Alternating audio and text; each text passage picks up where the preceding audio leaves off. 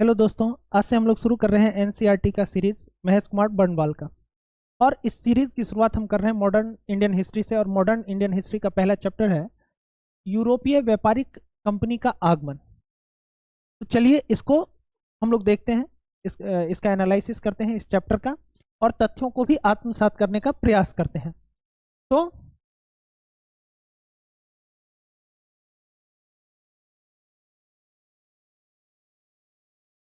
देखिए, यूरोपीय कंपनी के आगमन के तहत जो भारत में आने वाली कंपनियां रहीं, प्रमुख कंपनियां, उसमें पुर्तगाल, डच, अंग्रेज और फ्रांसीसी, इसके अलावे डेनिस, ये प्रमुख कंपनियां हैं जो व्यापार करने के लिए भारत आई।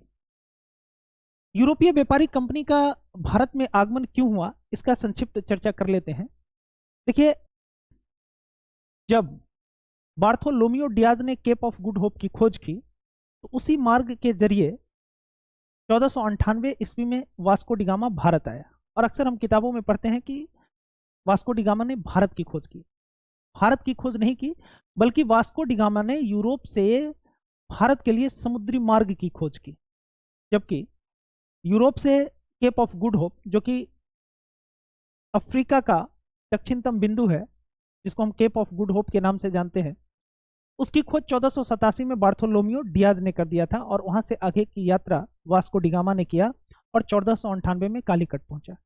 लेकिन सवाल ये उठता है कि इसकी खोज क्यों करनी पड़ी, क्यों भारत के लिए समुद्री मार्ग की खोज अनिवार्य हो गया। तो इसका सबसे जो प्रमुख कारण है, जो कि एनसीईआरटी में भी दिया हुआ है, और इसी में हम लोग देखते हुए और आगे इस पर चर्चा भी करेंगे। जब 1453 ईस्वी में कस्तुतुनिया पर तुर्कों का अधिकार हो गया, तो उन्होंने पूर्वी एशिया एवं यूरोप के बीच के अधिकांश व्यापारिक मार्गों पर नियंत्रण स्थापित कर लिया। इसका मतलब यह है कि जब कस्तुतुनिया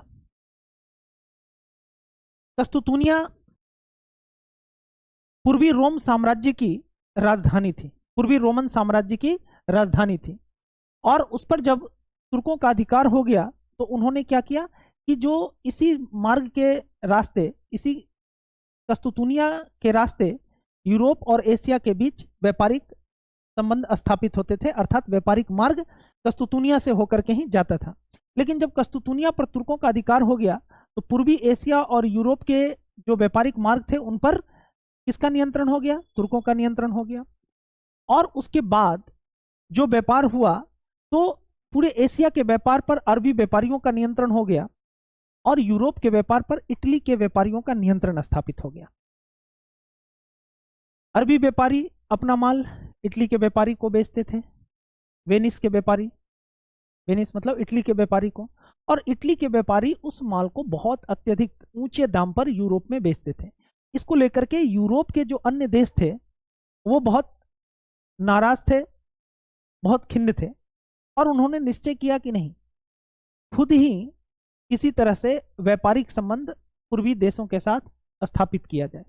और इसी प्रकरण में पुर्तगाल और स्पेन के द्वारा भौगोलिक मार्गों की खोज प्रारंभ हुई।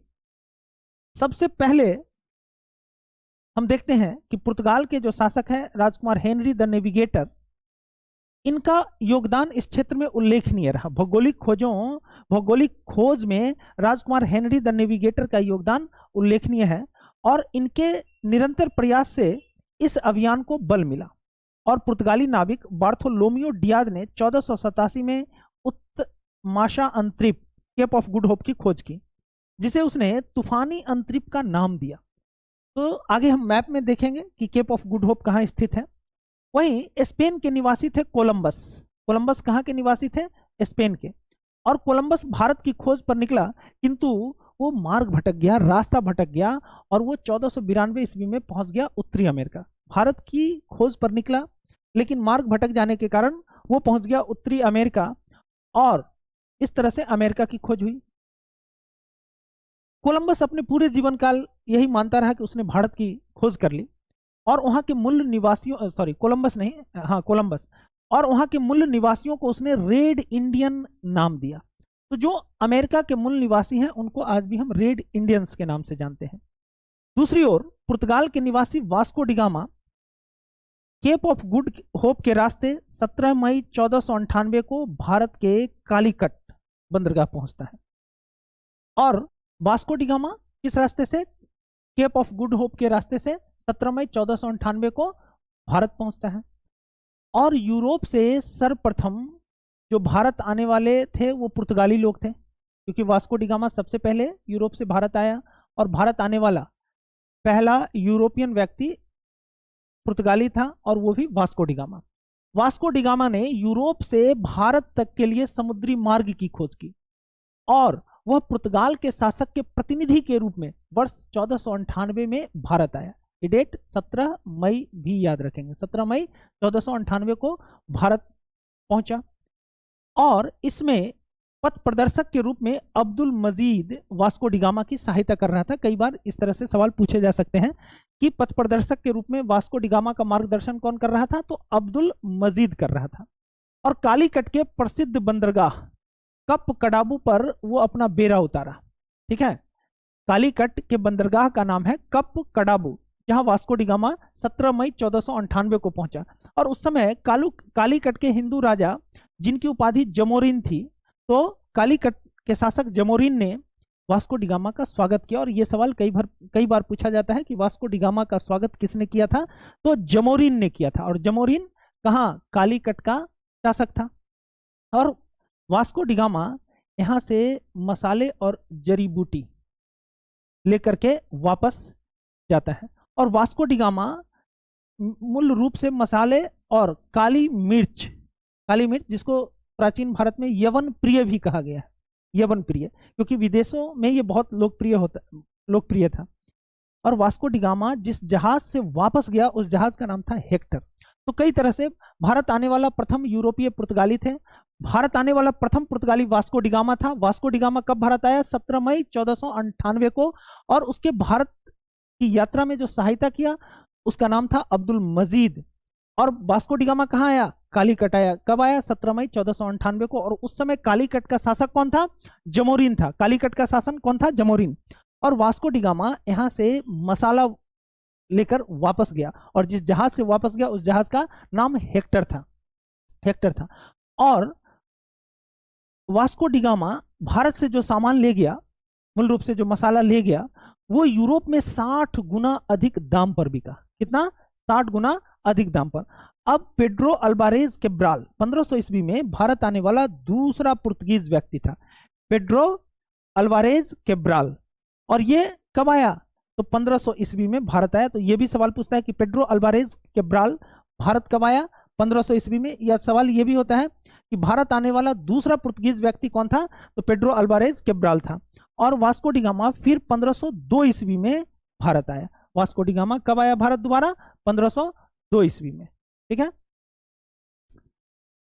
चलिए अब आपको दिखाते हैं। ये लिस्बन है, लिस्बन जो कि पुर्तगाल की राजधानी है।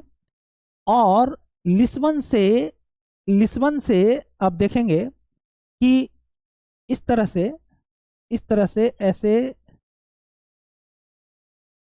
1487 में बार्थोलोमियो डियाज यहां पहुंचा। कहां? Cape of Good Hope. ये अफ्रीका का मानचित्र है। केप ऑफ गुड होप पहुंचा, जिसको कि हम आशा अंतरिप के नाम से जानते हैं, आशा अंतरिप। और इसी रास्ते आगे हम देखते हैं कि इसी रास्ते से फिर आगे वास्को डी गामा भारत पहुंचता है। कहां पहुंचता है? भारत, कालीकट। ठीक है, और फिर इसी रास्ते से वो वापस भी पुर्तगाल पहुंच जाता है। तो केप ऑफ गुड होप स्थित है अफ्रीका में। केप ऑफ गुड होप कहां स्थित है? अफ्रीका में स्थित है। और यूरोप से केप ऑफ गुड होप की खोज किसने की? बार्थोलोमियो डियाज ने। कब किया? 1487 ईस्वी में। और इसी रास्ते से वास्को डी गामा भारत आया। ठीक है, 1503 ईस्वी में पुर्तगालियों ने कोचीन में अपनी पहली फैक्ट्री स्थापित की।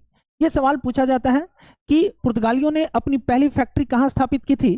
तो 1503 में कोचीन में। एकदम से इसको याद रखेंगे कि पुर्तगालियों ने अपनी पहली फैक्ट्री कहां स्थापित किया? कोचीन में किया। और कब किया? तो 1503 ईस्वी में किया। और 1505 में कन्नूर में दूसरी फैक्ट्री की स्थापना की। देखिए दोस्तों, पहली फैक्ट्री की स्थापना सबको याद रहता है, कोचीन में 1503 में। लेकिन दूसरी फैक्ट्री की स्थापना कहाँ की? तो 1505 में कन्नूर में किया। और इसके बाद फ्रांसिस्को डी अल्मेडा, जो कि 1505 से लेकर के 1509 तक भारत का गवर्नर रहा। 1505 से लेकर के 1509 तक भारत में पुर्तगीज गवर्नर के तौर पर रहा। और 1505 में फ्रांसिस्को डी अल्मेडा भारत का प्रथम पुर्तगाली वायसराय बनकर भारत आया। और अल्मेडा का मूल उद्देश्य क्या था? हिंद महासागर, विशेषकर अरब सागर के क्षेत्र में मजबूत सामुद्रिक नीति द्वारा शांतिपूर्वक व्यापार करना, यानी एक मजबूत समुद्री नीति को स्थापित करना चाहता था अल्मेडा। और इस मजबूत सामुद्रिक नीति को ही ब्लू वाटर पॉलिसी के नाम से जाना जाता है, ब्लू वाटर पॉलिसी। तो सवाल यह होता है कि ब्लू वाटर पॉलिसी की शुरुआत किसने की? तो फ्रांसिस्को डी अल्मेडा ने।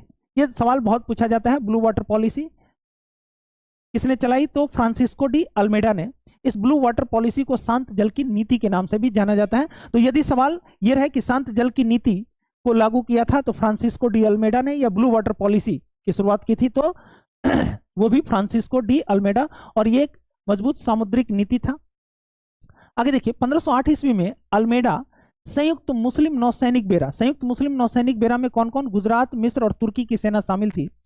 और फ्रांसिस्को डी अल्मेडा और संयुक्त मुस्लिम नौसैनिक बेरे, जिसमें कि गुजरात, मिस्र और तुर्की की सेना शामिल थी, नौसेना शामिल थी। चौल के समीप एक युद्ध हुआ जिसको चौल के युद्ध के नाम से जाना जाता है। तो चौल का युद्ध हुआ 1508 में। किसके मध्य हुआ? तो याद रखेंगे, फ्रांसिस्को डी अल्मेडा, गुजरात, तुर्की और मिस्र के नौसेना के बीच। और इसमें अल्मेडा पराजित हुआ। लेकिन अगले ही वर्ष 1509 ईस्वी में इसने संयुक्त मुस्लिम नौसैनिक बेरे को पराजित कर दिया। और 16वीं शताब्दी में हिंद महासागर पुर्तगाली सागर के रूप में परिवर्तित हो गया। अर्थात जब इस तीनों की नौसेना को हरा दिया अल्मेडा ने, तो पूरे के पूरे हिंद महासागर पर पुर्तगालियों का नियंत्रण हो गया। और पुर्तगालियों का नियंत्रण स्थापित होने के बाद पूरे हिंद महासागर को पुर्तगाली सागर के रूप में जाना जाने लगा। अगला वाइसराय के तौर पर अगला गवर्नर बनकर के आया अल्फांसो डी अल्बुकर्क। 1509 से लेकर के 1515 ईस्वी तक पुर्तगाली गवर्नर के रूप में कार्य किया। और इसने कोचीन को पुर्तगालियों का मुख्यालय बनाया। तो प्रारंभ में पुर्तगालियों का मुख्यालय कहां था? तो आंसर होगा कोचीन। किसने बनाया? फ्रांसिस्को डी अल्बुकर्क ने बनाया। और अल्बुकर्क को भारत में पुर्तगाली सत्ता का वास्तविक संस्थापक माना जाता है। देखिए, प्रथम गवर्नर कौन था? Francisco de Almeida. भारत आने वाले प्रथम पुर्तगाली थे वास्को डी गामा। प्रथम गवर्नर फ्रांसिस्को डी अल्मेडा। लेकिन भारत में पुर्तगाली सत्ता का संस्थापक, वास्तविक संस्थापक किसको कहा गया है? अल्बुकर्क को कहा गया है। 1510 ईस्वी में अल्बुकर्क ने गोवा को जीत लिया। तो पहला सवाल होता है कि अल्बुकर्क ने गोवा को कब जीता? तो 1510 में जीता। और किससे जीता? तो बीजापुर के आदिल शाही यूसुफ आदिल शाह से जीता। आदिल शाही यूसुफ सुल्तान, जिसको कि हम यूसुफ आदिल शाह के रूप में भी संबोधित करते हैं। तो आपको याद रखना है कि गोवा किसने जीता? Alfonso de Albuquerque. कब जीता? 1510 में। और किससे जीता? तो बीजापुर से जीता। और उस समय बीजापुर का सुल्तान कौन था? यूसुफ आदिल शाह। अल्बुकर्क ने विजयनगर के शासक कृष्णदेव राय से मिलकर भटकल में एक किला बनाने की अनुमति प्राप्त कर ली। अब यहां भी सवाल होता है कि अल्बुकर्क का समकालीन विजयनगर का शासक कौन था? तो कृष्णदेव राय। दूसरा सवाल बनता है कि निम्नलिखित में से अल्बुकर्क के किसके साथ अच्छे संबंध थे? तो विजयनगर साम्राज्य के शासक कृष्णदेव राय। और तीसरा सवाल यह पूछता है कि भटकल में किला बनाने का अनुमति किसने दिया? तो कृष्णदेव राय ने दिया। अल्बुकर्क ने 1511 ईस्वी में मलक्का को जीत लिया। अल्बुकर्क ने मलक्का को कब जीता? 1511 ईस्वी में। और 1515 ईस्वी में फारस की खाड़ी में स्थित होर्मुज को जीत लिया। तो ये दोनों ही सवाल पूछे जाते हैं कि मलक्का को किसने जीता? तो अल्बुकर्क ने जीता। कब जीता? तो 1511 में जीता। होर्मुज को किसने जीता? अल्बुकर्क ने जीता। और कब जीता? तो 1515 ईस्वी में जीता। और अल्बुकर्क भारत में अस्थायी पुर्तगीज आबादी को बढ़ाना चाहता था। तो आगे बढ़ते हैं। अल्बुकर्क भारत में अस्थायी पुर्तगीज आबादी बसाना चाहता था, इसलिए उसने पुर्तगालियों को भारतीय स्त्रियों से विवाह करने के लिए प्रोत्साहित किया। और यह सवाल बहुत बार पूछा गया कि भारतीय स्त्रियों से विवाह को किस पुर्तगीज गवर्नर ने प्रोत्साहित किया? तो वो आंसर आपका हो जाएगा अल्बुकर्क। याद रखेंगे, भारतीय स्त्रियों से विवाह को प्रोत्साहित करने वाला गवर्नर था अल्बुकर्क। 1515 ईस्वी में भारत में पहला चर्च स्थापित हुआ गोवा में। भारत में प्रथम चर्च की स्थापना कहां हुई? गोवा में। आंसर दूसरा प्रश्न होगा कि भारत में प्रथम चर्च की स्थापना कब हुई? 1515 ईस्वी में, और इस चर्च का नाम था सेंट जेवियर चर्च, और इसकी भी स्थापना हुई अल्बुकर्क के शासनकाल में। अल्बुकर्क ने अपने क्षेत्र में सती प्रथा को प्रतिबंधित कर दिया। यह सवाल यदि आपसे पूछ लिया जाए कि किस पुर्तगीज गवर्नर ने सती प्रथा को प्रतिबंधित किया था, तो आप आंसर देंगे अल्बुकर्क ने, और 1515 में उसकी मृत्यु हो गई। और तब तक भारत की पुर्तगाली भारत की सबसे शक्तिशाली जल शक्ति बन चुकी थी। आगे देखते हैं अगला गवर्नर जो महत्वपूर्ण रहा, नीनो डी कुन्हा। इसका शासनकाल 1529 से लेकर के 1538 ईस्वी तक रहा। और नीनो डी कुन्हा के काल की जो सबसे महत्वपूर्ण घटना है वो ये है कि 1530 में इसने पुर्तगालियों की राजधानी गोवा को बनाया। तो पहले पुर्तगालियों का मुख्यालय कोचीन हुआ करता था, अब पुर्तगालियों की मुख्यालय या राजधानी कौन हो गया? गोवा। गोवा भारत में पुर्तगाली राज्य की औपचारिक राजधानी कब बनी? 1530 में। और किसने बनाया, यह भी सवाल है। नीनो डी कुन्हा ने। कुन्हा ने 1534 में कृष्णा बेसिन पर और 1535 में द्वीप पर अधिकार कर लिया। तो कृष्णा बेसिन पर कब अधिकार किया? 1534 में। कृष्णा बेसिन पर अधिकार कर लिया 1534 ईस्वी में, और द्वीप पर अधिकार कब कर लिया? 1535 ईस्वी में। तो ये दोनों ही सवाल याद रखेंगे। तीन महत्वपूर्ण कार्य नीनो डी कुन्हा से याद रखेंगे। पहला, इसने 1530 में गोवा को पुर्तगालियों की राजधानी बना दिया, यानी कोचीन से गोवा राजधानी को स्थानांतरित किसने किया? ये सवाल कई बार पूछा गया है, और आपका आंसर क्या होगा? तो इसका आंसर होगा नीनो डी कुन्हा। और गुजरात के शासक बहादुर शाह से कृष्णा बेसिन के विषय में समझौता हो गया, परंतु वहां दीवार खड़ी करने के प्रश्न पर बहादुर शाह से पुर्तगालियों का संघर्ष हो गया। और क्या हुआ कि इस नीनो डी कुन्हा और बहादुर शाह के बीच हाथापाई हो गई, और इसमें समुद्र में जहाज से गिरकर बहादुर शाह की मृत्यु हो गई। ठीक है, आगे देखिए, पुर्तगालियों ने सामुद्रिक भारतीय साम्राज्य को एस्तादो द इंडिया नाम दिया। जो पुर्तगालियों के शासनकाल में पूरे हिंद महासागर पर पुर्तगालियों ने अपना नियंत्रण स्थापित कर लिया, और अपने सामुद्रिक भारतीय साम्राज्य को एस्तादो द इंडिया नाम दिया। तो कई बार यह सवाल पूछा जाता है, पुर्तगालियों के सामुद्रिक साम्राज्य को कहा जाता था एस्तादो दी इंडिया। और कार्टेज आर्मेडा काफिला व्यवस्था के तहत हिंद महासागर में होने वाले व्यापार को नियंत्रित कर और उस पर कर लगाने का प्रयास किया। दोस्तों, कार्टेज आर्मेडा काफिला व्यवस्था क्या था, इसको भी आगे देखेंगे, यहीं पे दिया हुआ है। इस व्यवस्था ने एशियाई व्यापार पर गहरा प्रभाव डाला। पुर्तगाली अपने आप को सागर के स्वामी कहने लगे। तो सागर का स्वामी किसको कहा गया? पुर्तगालियों को। पुर्तगालियों के सामुद्रिक साम्राज्य को क्या कहा गया? Estado the India. और कार्टेज आर्मेडा काफिला व्यवस्था की शुरुआत किसने की? पुर्तगालियों ने। ये तीनों सवाल बनता है, कई बार अलग अलग परीक्षा में पूछा गया। अब देख लीजिए, कार्टेज क्या होता था? एक प्रकार का परमिट होता था, और कार्टेज में यह प्रावधान था कि यदि कोई भी भारतीय या अरबी जहाज पुर्तगाली व्यापार करना चाहता था, इस व्यवस्था के अंतर्गत कोई भी भारतीय या अरबी जहाज पुर्तगाली अधिकारियों से कार्टेज लिए बिना अरब सागर में नहीं जा सकता था। इसका मतलब था कि बगैर परमिट का व्यापार कोई नहीं कर सकता था। उनको परमिट किससे लेना पड़ता था? पुर्तगालियों से लेना पड़ता था, और इसी परमिट को कार्टेज कहा गया। यदि आप हिंद महासागर या अरब सागर जो पुर्तगालियों के नियंत्रणाधीन है, यदि आपको उस क्षेत्र से व्यापार करना है, उस रास्ते से गुजरना है, तो आपको पुर्तगालियों से परमिट लेना होता था। और काफिला व्यवस्था क्या है, इसको भी समझिए। इसके अंतर्गत यह था कि जो स्थानीय व्यापारियों का जहाज का एक काफिला चलता था, तो उस काफिलों को समुद्री डाकुओं से बचाने के लिए, समुद्री डाकुओं से सुरक्षा प्रदान करने के लिए उसके साथ साथ एक पुर्तगाली जहाज भी चलता था, और इसी को हम काफिला व्यवस्था कहते हैं। जैसे व्यापारियों का जहाज चल रहा हो, तो उसके साथ पुर्तगाली नौसेना का भी जहाज चलता था, जो इन जहाजों को सुरक्षा देता था, समुद्री डाकुओं से सुरक्षा प्रदान करता था। तो इसी को कहा गया काफिला व्यवस्था। और कार्टेज परमिट की व्यवस्था थी कि यदि हिंद महासागर और अरब सागर में व्यापार करना है, तो आपको इसके लिए पुर्तगालियों से परमिट लेना होता था। 1560 ईस्वी में गोवा में ईसाई धर्म न्यायालय की स्थापना की गई, इंस्टीट्यूशन ऑफ इंक्विजिशन। देखिए ईसाई धर्म न्यायालय क्या क्या है ये समझिए, और भारत में इसकी स्थापना कब और कहां की गई इसको भी समझिए। जैसे पहला सवाल बनता है कि ईसाई धर्म न्यायालय की स्थापना कब की गई, तो 1560 में, और कहां की गई, तो गोवा में। और ईसाई धर्म न्यायालय क्या है इसको हम स्पष्ट कर देते हैं। देखिए ईसाई धर्म न्यायालय का मतलब था कि यदि कोई धर्म के विरोध में कोई कार्य करता हो तो वैसे व्यक्ति को कठोर से कठोर दंड दी जाती थी। तो एक प्रकार से पुर्तगालियों ने भारत में भारतीयों का धार्मिक उत्पीड़न भी किया। 1542 ईस्वी में पुर्तगाली गवर्नर मार्टिन डिसूजा के साथ प्रसिद्ध ईसाई संत जेवियर भारत आए। संत जेवियर भारत कब आए, 1542 में, और किसके साथ आए, मार्टिन डिसूजा। दोनों ही सवाल बहुत इंपॉर्टेंट बन जाता है कि जो संत जेवियर थे वो भारत कब आए, तो 1542, और किस गवर्नर के साथ आए, तो मार्टिन डिसूजा के साथ आए। पुर्तगालियों को ही भारत और जापान के बीच व्यापार प्रारंभ करने का श्रेय दिया जाता है।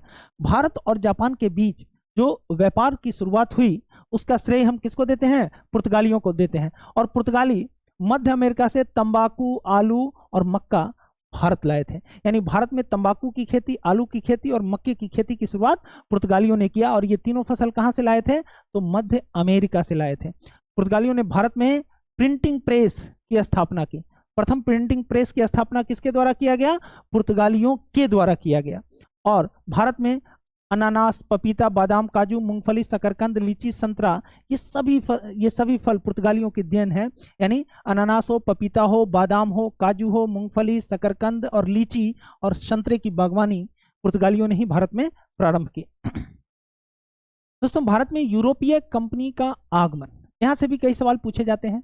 जैसे आगमन का क्रम क्या है, तो यूरोपीय व्यापारियों का भारत आगमन का क्रम, सबसे पहले पुर्तगीज आए, उसके बाद डच आए, उसके बाद ब्रिटिश, डेनिश, फ्रांसीसी और सबसे अंत में स्वीडिश आए। सबसे पहले कौन आया, पुर्तगाली आए, सबसे बाद में कौन आया, स्वीडिश आया।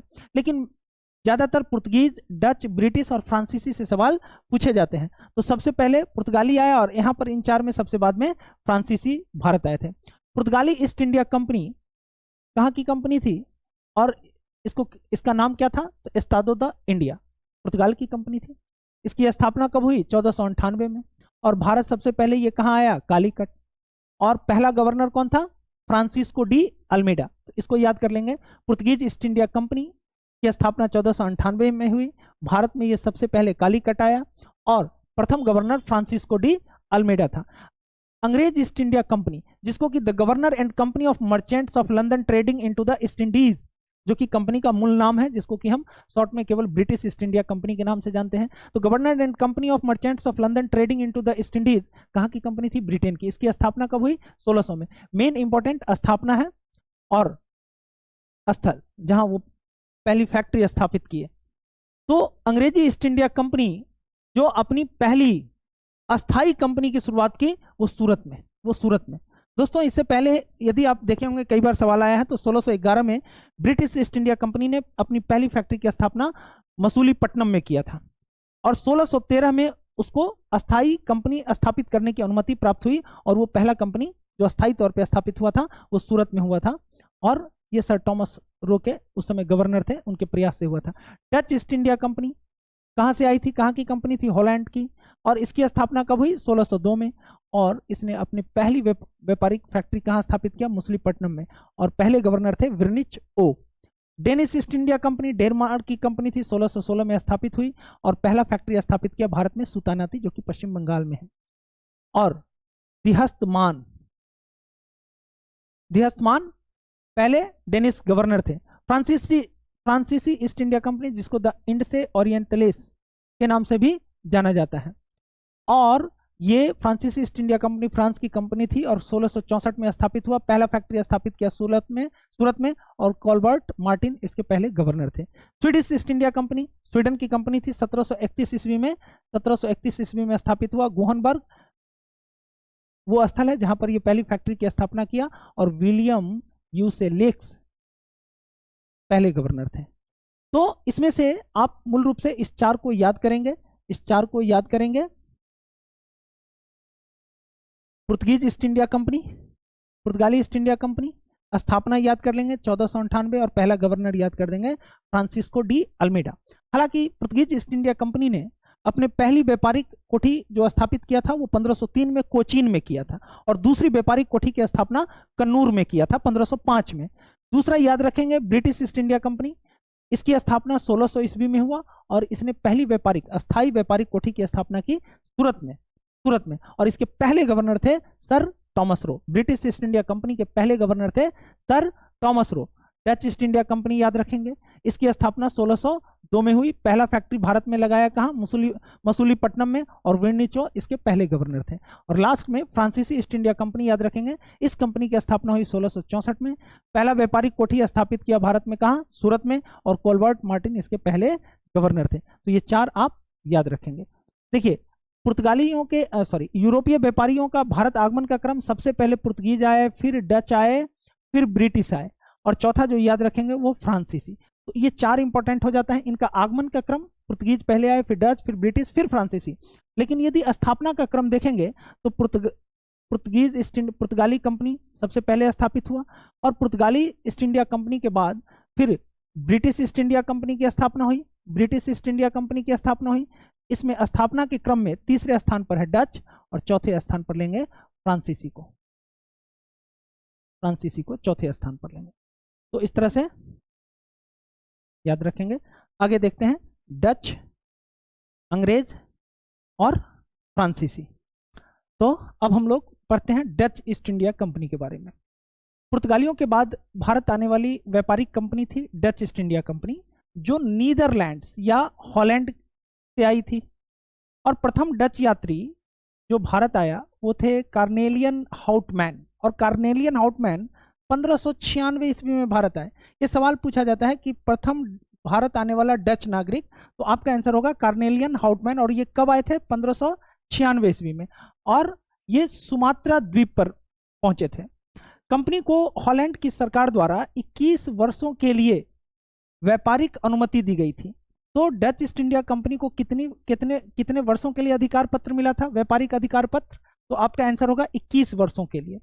1602 ईस्वी में डच कंपनियों को मिलाकर United East India Company of Netherland के नाम से एक विशाल व्यापारिक संस्था की स्थापना की गई।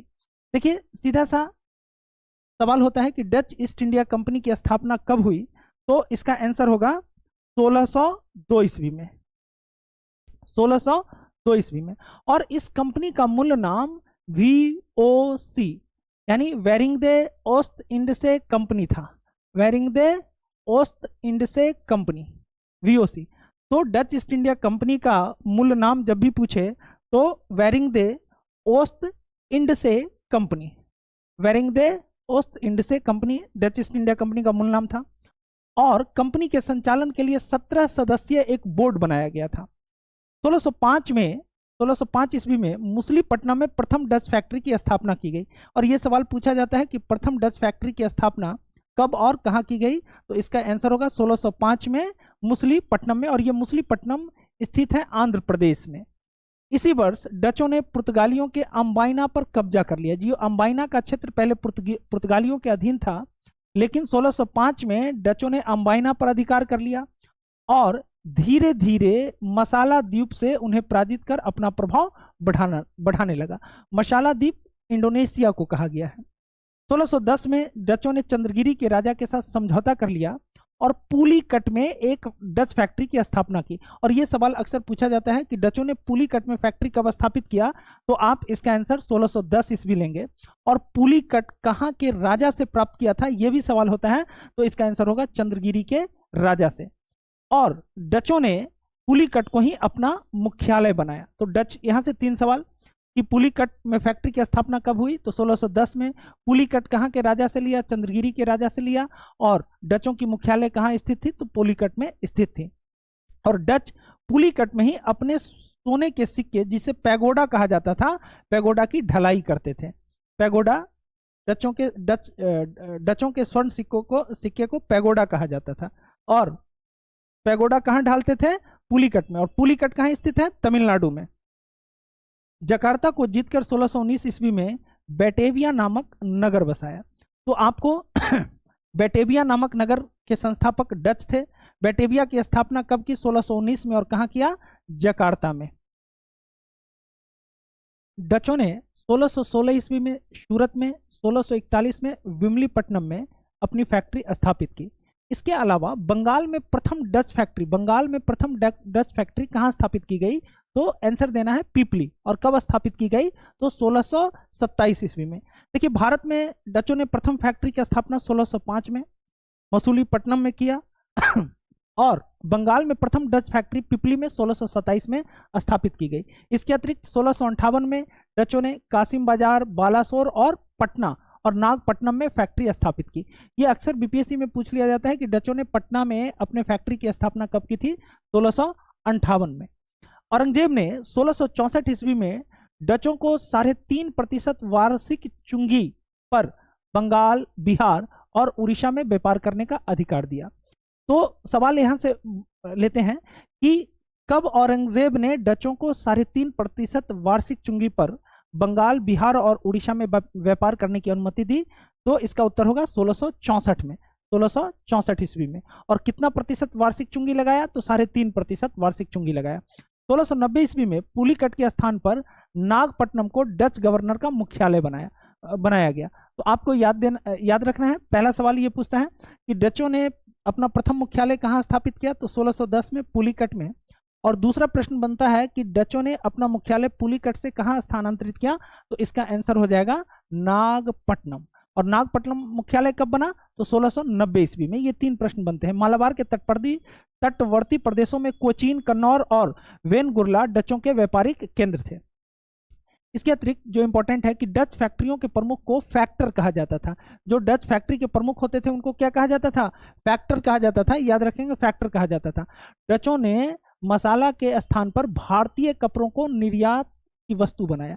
देखिए, जो पुर्तगीज थे उनके निर्यात की मुख्य वस्तु मसाला थी, लेकिन डचों ने मसालों के स्थान पर जो निर्यात की प्रमुख वस्तु बनाया वो भारतीय कपड़े को बनाया। और ये सवाल कई बार पूछा जाता है कि भारतीय कपड़ों को निर्यात की प्रमुख वस्तु बनाने का श्रेय किसे दिया जाता है? तो उत्तर होगा डचों को दिया जाता है। साथ ही इन्होंने कासिम बाजार में स्वयं रेशम बनाने का उद्योग स्थापित किया। तो आपको डचों ने रेशम बनाने का उद्योग कहाँ स्थापित किया था?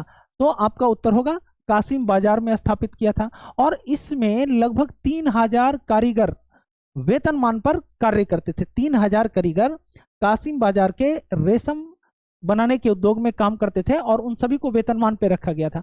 तो भारतीय वस्त्रों को निर्यात की वस्तु बनाने का श्रेय किसको दिया जाता है? ये बहुत इंपॉर्टेंट है, ये कई बार पूछा भी गया है। तो डचों को दिया जाता है। 1759 में अंग्रेजों के साथ बेदारा के निर्णायक युद्ध में डच पूर्णतः पराजित हो गए।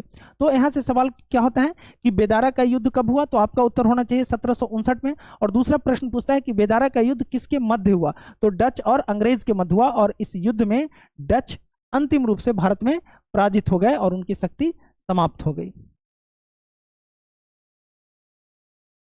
डच व्यापारिक व्यवस्था सहकारिता अर्थात कार्टेल पद्धति पर आधारित थी। देखिए, ये कार्टेल पद्धति क्या होता है इसको जरा समझिए कि इसके तहत जो डच कंपनी के साझेदार होते थे उनको अधिक से अधिक मुनाफा प्राप्त होता था। और कार्टेल पद्धति के अंतर्गत किसी वस्तु के दाम को आपस में बातचीत करके, जो व्यापारिक संघ होता था वो आपस में बातचीत करके और किसी वस्तु के दाम को खुद से बढ़ाते घटाते थे। तो कार्टेल पद्धति एक ऐसी पद्धति थी जिसके तहत किसी भी वस्तु के मूल्य का निर्धारण वो स्वयं करते थे और एक झूठी प्रतिस्पर्धा को जन्म देते थे। ये झूठी प्रतिस्पर्धा व्यापारिक मुनाफे के लिए किया जाता था। डच कंपनी में साझेदार को जितना अधिक लाभ दिया जाता था वह व्यापारिक इतिहास में रिकॉर्ड माना जाता है। लगभग 200 वर्षों के इतिहास में डच कंपनी ने अपने हितधारकों को औसत रूप से 18% का लाभांश दिया। आगे इंपॉर्टेंट होता है अंग्रेज। डचों के पश्चात भारत में अंग्रेजों का आगमन हुआ। डचों के बाद भारत कौन आए? पहले पुर्तगीज आए, फिर डच आए और अब तीसरे नंबर पर अंग्रेजों का आगमन हुआ। और अंग्रेज प्रारंभिक समुद्री यात्रा सुमात्रा, जावा और मलक्का के लिए करते हैं और इनका उद्देश्य क्या था? मसाले के व्यापार पर नियंत्रण स्थापित करना। यानी मसाले के व्यापार पर नियंत्रण स्थापित करने के उद्देश्य से जो अंग्रेज थे वो शुरू में मसाला द्वीप पे आते हैं। सितंबर 1599 में लंदन के कुछ व्यापारियों ने लॉर्ड मेयर की अध्यक्षता में एक सभा का आयोजन किया। इन व्यापारियों ने पूर्व के देशों के साथ व्यापार करने के उद्देश्य से 1599 ईस्वी में एक कंपनी का गठन किया और इस कंपनी का नाम दिया governor and company of Merchants of London trading into the East Indies. तो देखिए, जो ब्रिटिश ईस्ट इंडिया आगे चल करके जो ईस्ट इंडिया कंपनी बनी, उसकी स्थापना 1599 में governor and company of Merchants of London trading into the East Indies के नाम से किया गया। और किसके अध्यक्षता में किया गया? लॉर्ड मेयर की अध्यक्षता में किया गया। और इंग्लैंड की महारानी एलिजाबेथ प्रथम ने 31 दिसंबर 1600 ईस्वी को एक चार्टर के द्वारा इस कंपनी को 15 वर्षों के लिए पूर्वी देशों के साथ व्यापार करने का एकाधिकार प्रदान किया। यहां से कई सवाल पूछे जाते हैं। जो कंपनी का मूल नाम था वो governor and company of Merchants of London trading into the East Indies था और इसकी स्थापना हुई 1599 में। इस कंपनी को पूर्वी देशों के साथ व्यापार करने की अनुमति किसने दी? महारानी एलिजाबेथ प्रथम ने। और कब दिया? 31 दिसंबर 1600 ईस्वी को दिया। और कितने वर्षों के लिए दिया? तो 15 वर्षों के लिए दिया। ये सभी सवाल आप अच्छे से याद रखेंगे। कंपनी के प्रबंध के लिए एक समिति की व्यवस्था की गई और इस समिति में कुल 24 सदस्य होते थे और साथ में एक निदेशक और एक उपनिदेशक, यानी एक डायरेक्टर, एक डिप्टी डायरेक्टर और 24 अन्य सदस्य होते थे। तो आपको इसी को आगे चल करके कोर्ट ऑफ डायरेक्टर्स कहा गया या निदेशक मंडल। यहां से भी प्रश्न पूछता है कि कोर्ट ऑफ डायरेक्टर्स में सदस्यों की कुल संख्या होती थी, तो उत्तर होगा 24। और कंपनी के प्रबंधन की जिम्मेदारी इसी कोर्ट ऑफ डायरेक्टर्स के ऊपर होता था। 1601 ईस्वी में अंग्रेज कंपनी के जहाज से इंडोनेशिया के मसाला द्वीप पहुंचे। कौन पहुंचे? Captain Hawkins. और कैप्टन हॉकिंस हेक्टर नामक जहाज से भारत आए और यह प्रथम अंग्रेजी जहाज था जो 1608 ईस्वी में सूरत बंदरगाह पर पहुंचा। तो कई बार यह सवाल पूछा जाता है कि कैप्टन हॉकिंस इंडोनेशिया कब आया? तो 1601 में। और भारत कब आया? तो 1608 में। और किस जहाज से आया? तो हेक्टर नामक जहाज से आया। और पहली बार ये किस बंदरगाह पर उतरा? तो सूरत की बंदरगाह पर उतरा। भारत में व्यापारिक कोठियां स्थापित करने का प्रथम प्रयास 1608 ईस्वी में से प्रारंभ हुआ। जॉन हॉकिंस प्रथम अंग्रेज था जिसने समुद्र के रास्ते भारत की भूमि पर कदम रखा। तो भारत आने वाले प्रथम अंग्रेज जो समुद्री मार्ग के जरिए आए थे, समुद्री मार्ग के जरिए भारत आने वाले प्रथम अंग्रेज कौन थे? तो जॉन हॉकिंस। समुद्री मार्ग के जरिए भारत आने वाले प्रथम अंग्रेज जॉन हॉकिंस। और ये जॉन हॉकिंस कब आए थे? 1608 ईस्वी में आए थे। हॉकिंस अकबर के नाम ब्रिटिश सम्राट जेम्स प्रथम का पत्र लेकर मुगल बादशाह जहांगीर के दरबार में आया था। तो यहां से भी सवाल होता है कि जॉन हॉकिंस किसके दरबार में आया था? तो जहांगीर के दरबार में आया था। और किसके नाम का पत्र लेकर के आया था? तो जेम्स प्रथम के नाम का। हॉकिंस को तुर्की और फारसी भाषा का ज्ञान था, यानी हॉकिंस तुर्की और फारसी दोनों भाषाओं का ज्ञाता था। उसने मुगल दरबार में फारसी भाषा में बात की और इससे जहांगीर बहुत प्रभावित हुआ और जहांगीर ने प्रसन्न होकर हॉकिंस को 400 का मनसब तथा इंग्लिश खान की उपाधि दी। देखिए, मुगल काल में मनसबदारी प्रथा एक प्रशासनिक व्यवस्था माना जाता था जिसके अंतर्गत उसको मनसबदार को एक ओहदा दिया जाता था, एक पद दिया जाता था। अब 400 की मनसबदारी से मतलब है कि उसके पास उतनी सेना और उतने घुड़सवार और उन सेना और घुड़सवारों के वेतन के लिए जागीर दी जाती थी। तो 400 का मनसब हॉकिंस को दिया। आपको याद रखना है, ये सवाल पूछता है कि हॉकिंस को कुल कितने का मनसब मिला था? तो 400 का मनसब मिला था। और इंग्लिश खान की उपाधि किसको मिली? कैप्टन हॉकिंस को। और ये उपाधि किसने दिया? जहांगीर ने दिया। हॉकिंस ने अंग्रेजों के लिए सूरत में फैक्ट्री खोलने की अनुमति मांगी। कैप्टन मिडिल्टन के प्रयास से प्रारंभ में अनुमति मिल गई, लेकिन पुर्तगालियों के विरोध के कारण यह अनुमति रद्द कर दी गई। बाद में चल करके इस अनुमति को रद्द कर दिया गया। जहांगीर ने प्रारंभ में हॉकिंस को सूरत में व्यापार करने की अनुमति दी, लेकिन बाद में उस अनुमति को रद्द कर दिया। इसका मूल कारण था पुर्तगालियों के द्वारा किया गया विरोध। लेकिन 1613 ईस्वी में जब कैप्टन बेस्ट ने स्वाली में पुर्तगाली जहाजी बेरों को परास्त कर दिया, तो इससे जहांगीर बहुत प्रभावित हुआ और 1613 में जहांगीर ने अंग्रेजों को सूरत में अस्थायी कारखाना स्थापित करने की अनुमति दे दी। इसके पहले अंग्रेजों ने 1611 में मसूलीपट्टनम में अपनी पहली व्यापारिक कोठी की स्थापना की। तो आपको याद रखना है कि अंग्रेजों ने अपनी पहली व्यापारिक कोठी कहां स्थापित किया, तो आंसर होगा मसूलीपट्टनम। और कब किया, तो 1611 में किया। जबकि पहली अस्थाई व्यापारिक कोठी की स्थापना कहां की, तो वो सूरत में किया। और वो कब किया, 1613 ईस्वी में किया।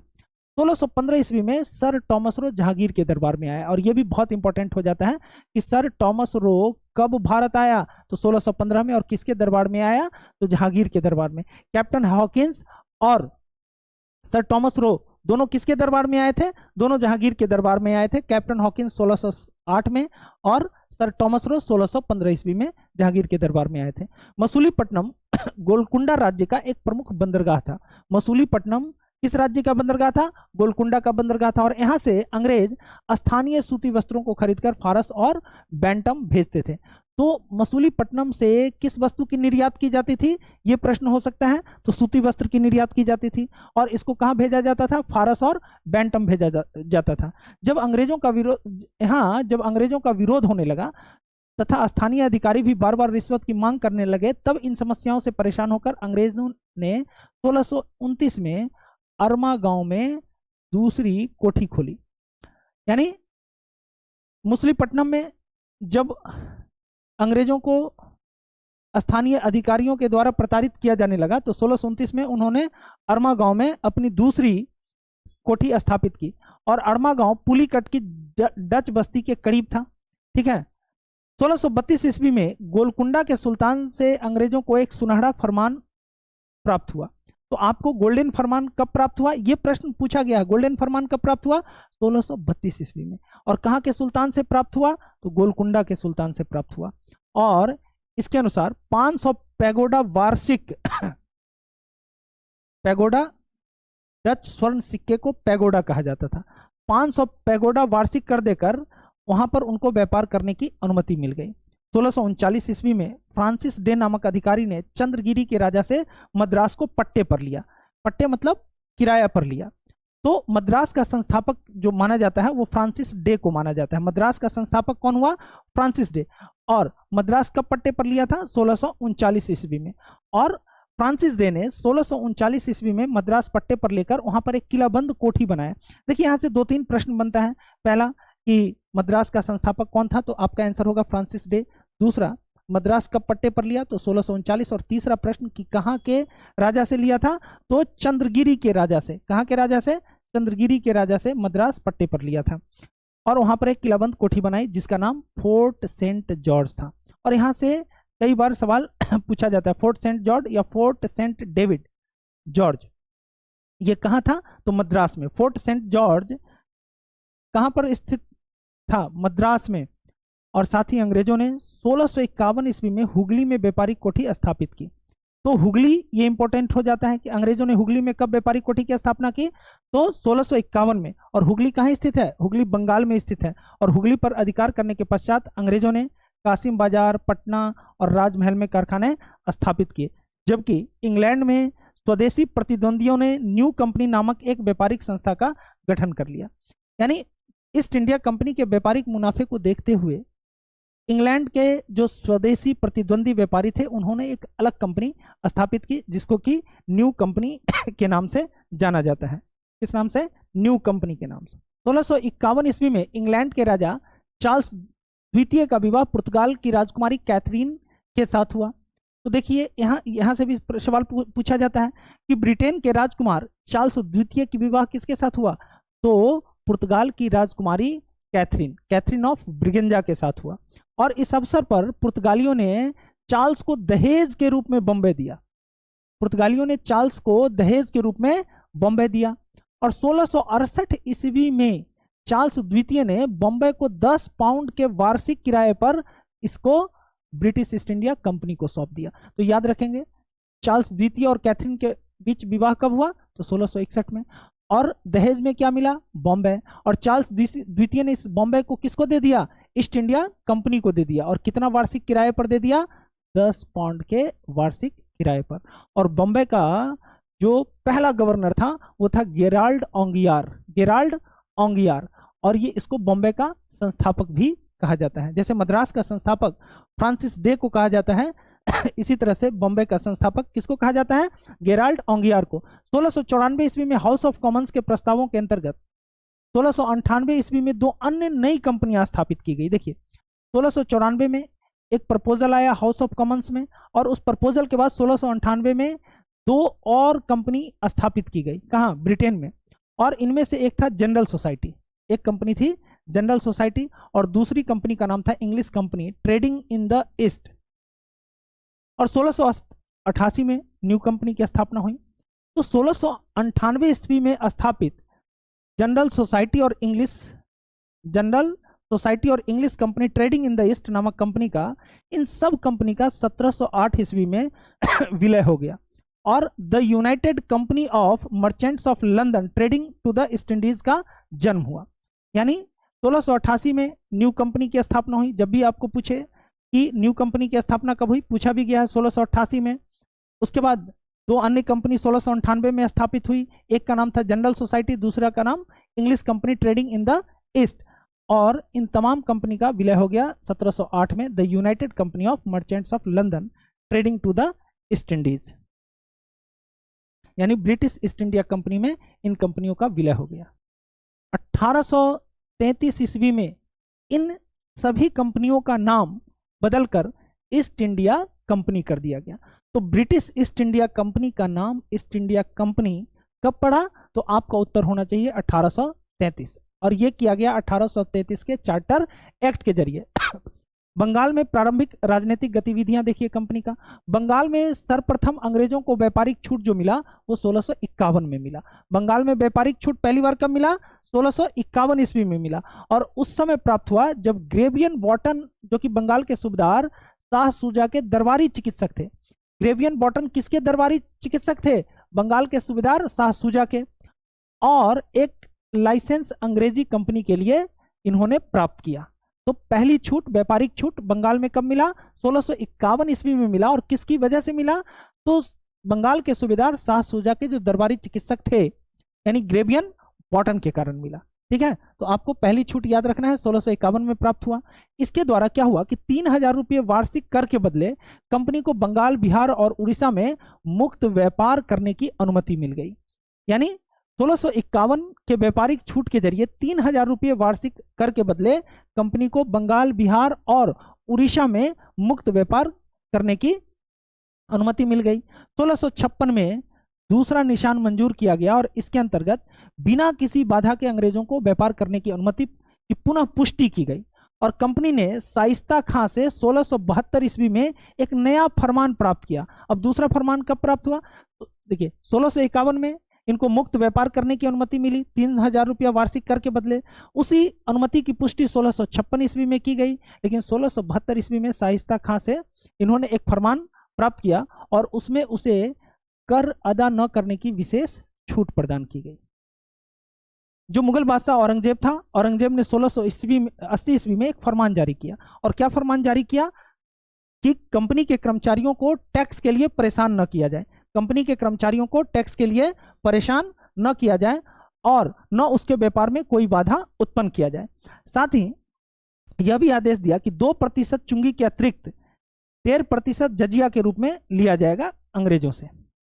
यानी औरंगजेब ने 1680 में एक फरमान जारी करके यह निर्देश दिया कि कंपनी के कर्मचारियों को किसी तरह से परेशान न किया जाए, उनके व्यापार में बाधा अथवा व्यवधान न उत्पन्न किया जाए, और उनसे केवल 2% चुंगी लिया जाए और 1.5% जजिया कर लिया जाए।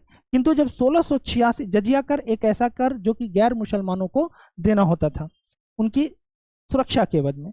जब 1686 ईस्वी में अंग्रेजों ने हुगली को लूटा, तो यहीं पर सवाल बन जाता है कि अंग्रेजों ने हुगली को कब लूटा? तो 1686 में लूटा। और उस समय मुगल बादशाह कौन था? तो अंग्रेज था।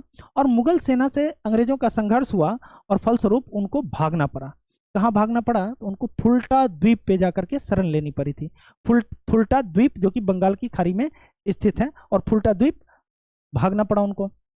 साथ ही मसूलीपट्टनम, विशाखापट्टनम ये कारखानों को भी गंवाना पड़ा। इसी क्रम में सर जॉन चाइल्ड को 1688 ईस्वी में औरंगजेब ने भारत से निष्कासित किया था।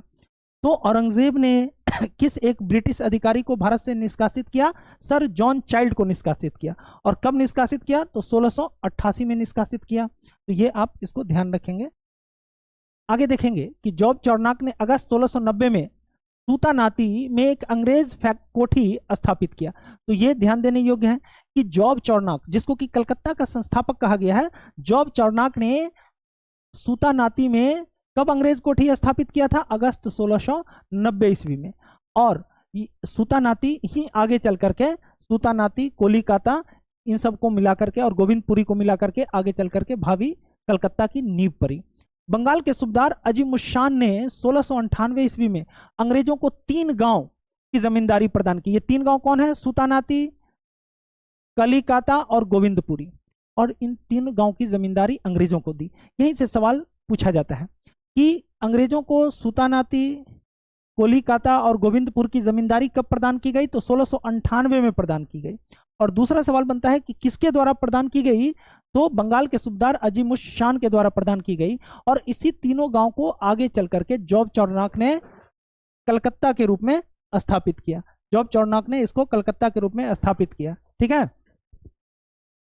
इंग्लैंड के सम्राट के सम्मान में उक्त किलाबंद व्यावसायिक प्रतिष्ठान का नाम फोर्ट विलियम रखा गया। देखिए यहां पर जॉर्ज चार्नक ने एक किलेबंद व्यावसायिक कोठी की स्थापना की और इस किलेबंद व्यावसायिक कोठी का नाम पड़ा फोर्ट विलियम।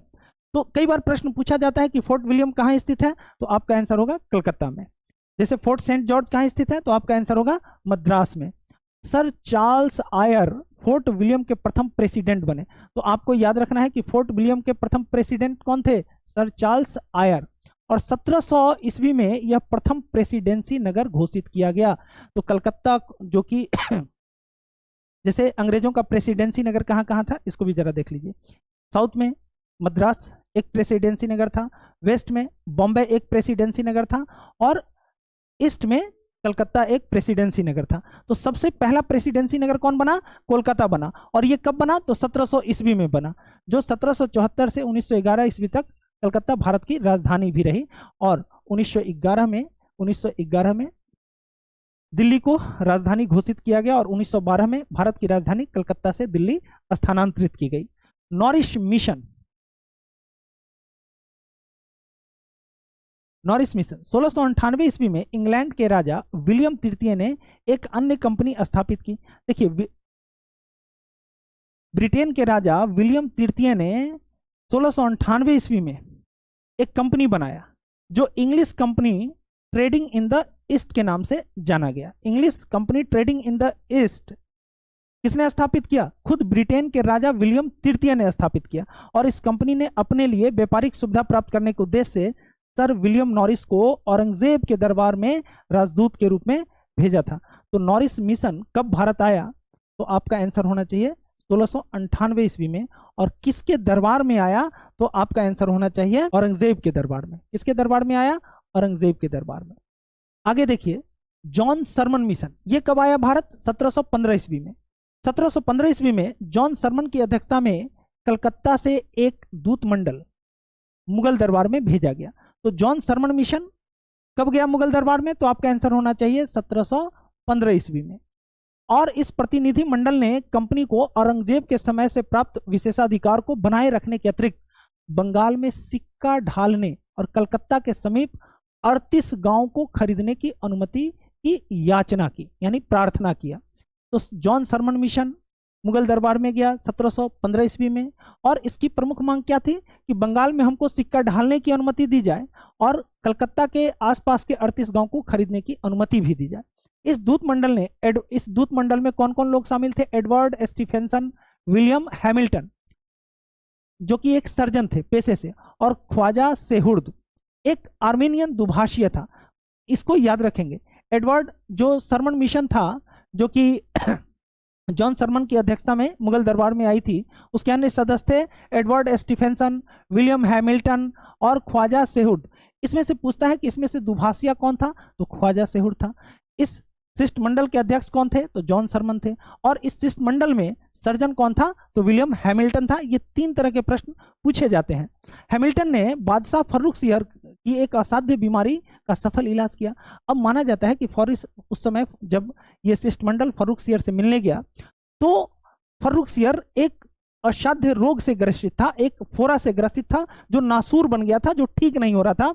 और जॉन विलियम हैमिल्टन ने इसको ठीक कर दिया, फर्रुखसियर के इस नासूर घाव को ठीक कर दिया, और इससे फर्रुखसियर बहुत प्रसन्न हुआ और उसने 1717 का एक शाही फरमान जारी कर दिया। और इस शाही फरमान के अंतर्गत जो ईस्ट इंडिया कंपनी को जो सुविधाएं प्राप्त हुई वो भी आपको याद रखना है।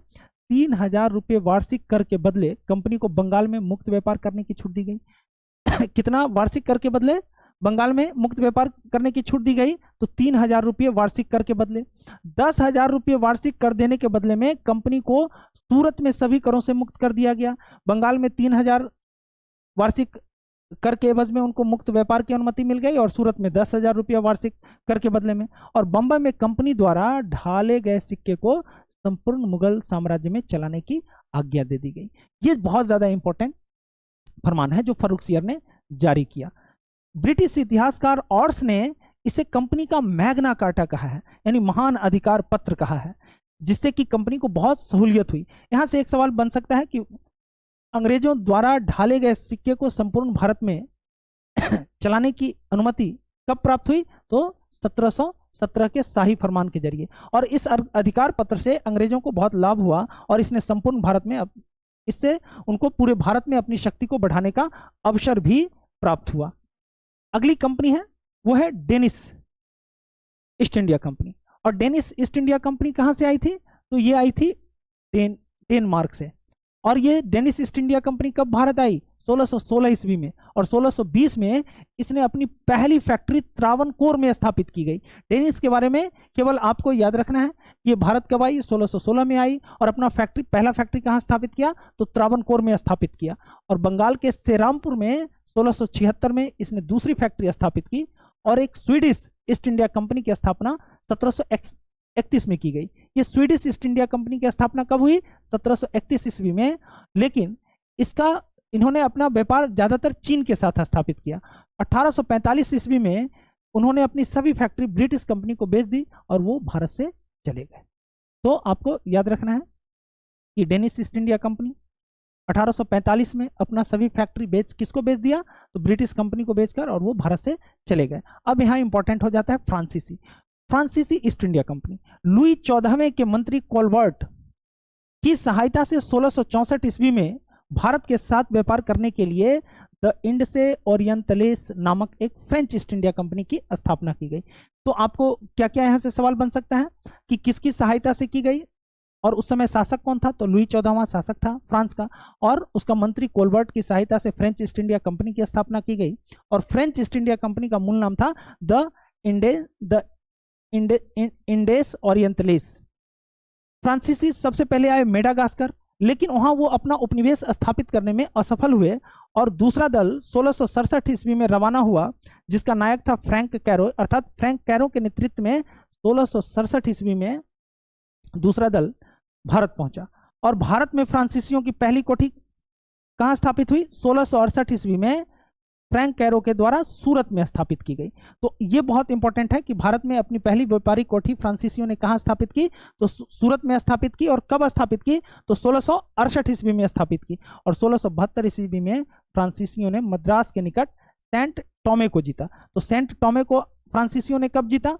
जो कि मद्रास के नजदीक था, उसको 1672 में जीत लिया। और अगले वर्ष जब उसका नौसेना अध्यक्ष दी लाहे, तो जब नौसेना अध्यक्ष दी लाहे गोलकुंडा के सुल्तान और डचों की सम्मिलित सेना द्वारा पराजित हुआ, तब डचों को सेंट टोमे देने के लिए बाध्य होना पड़ा। अर्थात गोलकुंडा के सुल्तान और डचों ने फ्रांसीसी नौसैनिक अधिकारी दी लाहे को पराजित कर दिया और सेंट टोमे फिर से वापस करना पड़ा उनको।